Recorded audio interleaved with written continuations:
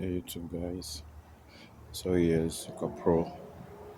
I'm working on this Dodge Charger. It's 2017.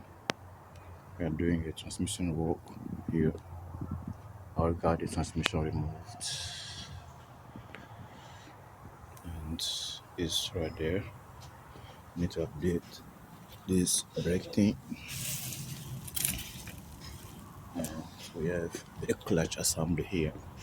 Sorry man. Go ahead myself. Yeah. They have a new part here. The clutch assembly is here. So means you have to put it here.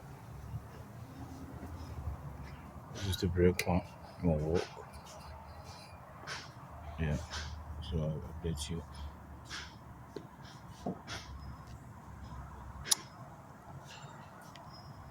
Oops.